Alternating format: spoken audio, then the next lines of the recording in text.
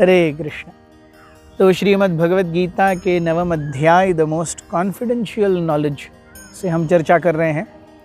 पिछले 2 श्लोकों में भगवान कृष्ण ने हमें बताया किस प्रकार जब भगवान एक मनुष्य के रूप में शरीर लेकर के आते हैं तो राक्षसी और आसुरी प्रवृत्ति के लोग उन्हें साधारण जीव मानते हैं, जिसके कारण उनके सारे कर्म, सारे ज्ञान और सारे अष्टांग की साधना विफल हो जाती है। इसके विपरीत जो भगवान के शरीर को दिव्य मानते हैं, वो भगवान के अस्तित्व को इस भौतिक जगत का एक भाग नहीं मानते, उनको भगवान क्या कहते हैं, ये आज हमें भगवान स्वयं बताते हैं। The 13th verse of the 9th chapter of Gita, which says, Mahatmanastu mam partha daivim prakritimashritah bhajanti ananya manaso jnatva bhutadim avyayam. O son of Pritha, those who are not deluded, the great souls, are under the protection of the divine nature. They are fully engaged in devotional service because they know me as the Supreme Personality of Godhead, original and inexhaustible. So हम देखते हैं, भगवान हमें बताते हैं कि जब तक व्यक्ति कम से कम भगवान को भूतादि और अव्यय, इस श्लोक के आखिरी शब्द भूत आदि, the most primeval of all living entities, and avyaya, one who is inexhaustible, one who does not fall down. जीवात्मा आध्यात्मिक प्रकृति से भौतिक प्रकृति में भौतिक प्रकृति का भोग करने के लिए आए हैं। भगवान भौतिक प्रकृति का भोग करने के लिए नहीं आते। भगवान इस भौतिक प्रकृति में भोग से जड़े हुए जीवात्माओं का उद्धार करने के लिए आते हैं। हालांकि हम सभी जीव हैं, लेकिन भगवान परम जीव हैं। तो अगर हमें भगवान का भजन करना है तो भगवान कहते हैं कम से कम ये 2 बातें तो उसे जाननी होगी। एक जीव तभी महात्मा बन पाएगा जब कम से कम वो जाने कि मैं इस भौतिक प्रकृति का भाग नहीं हूं और आध्यात्मिक स्तर से मेरा कभी भी पद च्युत नहीं होता। जब ऐसा जीव भगवान की सेवा में संलग्न होता है तब वो महात्मा होता है। पिछले 3-4 श्लोकों में हमने देखा, 9वें अध्याय के 4थे श्लोक में, 5वें श्लोक में, 6ठे श्लोक में भगवान ने एक शब्द का बार बार उच्चारण किया है, मत्स्थानी मत्स्थानी मत्स्थानी। Everything rests on me. Material nature rests on me, spiritual nature rests on me, all the jivas rests on me. हम भी जीव हैं। Is anyone else dependent on me? Nobody else. I am individual, everybody else is individual.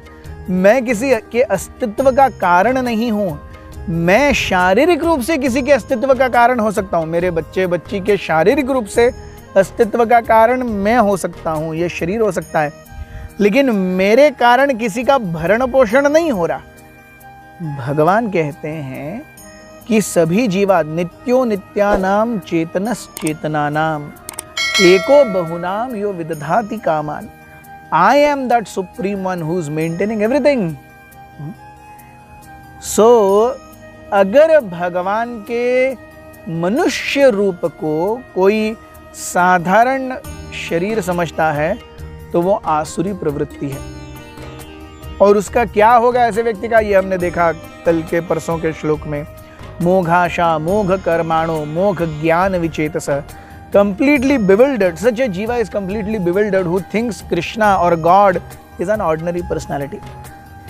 Whereas when someone knows and understands that Lord is not an ordinary person, He is the maintainer of all living entities, and in that way He does bhajan. तो इस भजन में वो महात्मा बनता है। भगवान कहते हैं दैवी ही एषा गुणमयी मम माया दुरत्यया। तो ये जो प्रकृति है वो दैवी है, लेकिन इस दैवी प्रकृति का भोग करने की इच्छा हमें आसुरी बनाती है।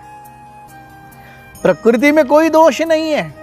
जिस प्रकार बच्चा जब मस्ती करता है तब माँ उसे चपत लगाती है, माँ में कोई दोष नहीं है। बच्चा मस्ती करेगा तो माँ चपत लगाएगी ही लगाएगी। माँ को चपत लगाने की कोई बहुत ज़्यादा मज़ा नहीं आ रहा माँ को चपत लगाने में, लेकिन अगर बच्चा मस्ती करेगा तो माँ को चपत लगानी ही पड़ेगी। उसी प्रकार भौतिक प्रकृति भगवान की देन है। इसीलिए हम देखते हैं ईशोपनिषद बहुत सुंदर रूप से कहता है ईशावास्यमिदं सर्वम यत् किंचित जगत्यां जगत। जो कुछ भी दिख रहा है और जो कुछ भी हमारे दृष्टि के अगोचर है, परे है, सब कुछ भगवान से आया है। ईशावास्यम तेन त्यक्तेन भुंजिता। वो अगर भोग करना भी है तो with a mindset of extreme caution. One should utilize the resources given by God with a mindset of extreme caution. हमें भगवान ने आध्यात्मिक चित्तकंड बनाया है। हमारा कर्तव्य है कि जो हम समाज से ले रहे हैं उससे ज्यादा हम समाज को वापस दें। Who is a sadhu? A sadhu is someone who gives back to society more than what he takes from society.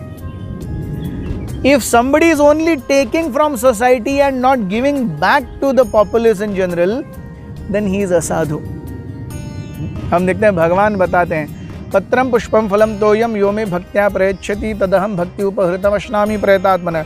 मुझे एक पत्ता, एक फल, कुछ नहीं तो थोड़ा सा पानी अर्पण करो। एक पत्ता, एक फल, भगवान को प्रसन्न करना कितना आसान है, लेकिन हमारे मन में वो प्रसन्न करने की इच्छा नहीं है। तो जब भगवान को प्रसन्न करने की इच्छा होगी तब वो महात्मा बनेगा। केवल किसी व्यक्ति विशेष को एक राष्ट्र विशेष ने महात्मा बोल दिया तो वो महात्मा नहीं होता। महात्मा ये दैवी प्रकृति के अधीन होता है। और वो क्या करता है? भजंती। Bhajan means worship. He worships the supreme personality of godhead.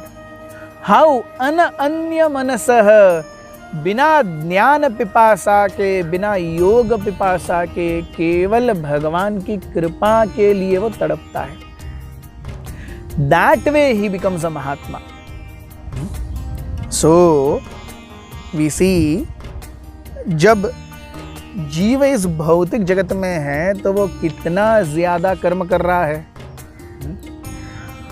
अगर जब वो भगवान हो गया तो उसने कर्म छोड़ दिए। Does that make sense? So जीव इस भौतिक जगत में इतने कर्तव्य कर रहा है, इतना ज्यादा मुंह से फेन आने तक परिश्रम कर रहा है।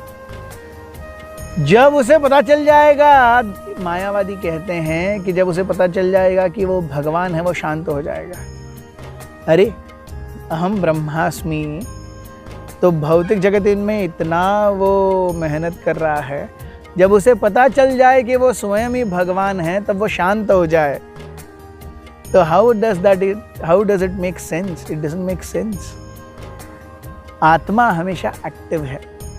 Even when one knows that he is the spiritual spark and a part and parcel of the Supreme Personality of Godhead, Atma does not become inactive. Rather, he becomes positively active in service of Krishna.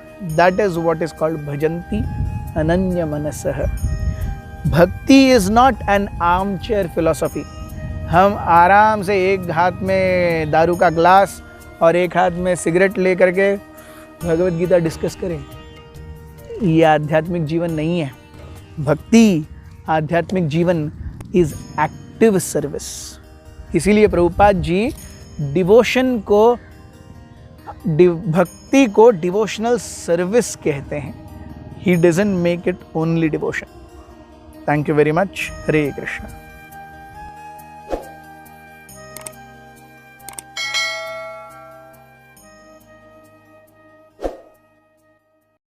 Hare Krishna, Krishna Krishna, Hare Hare, Hare Rama, Rama Rama, Hare Hare.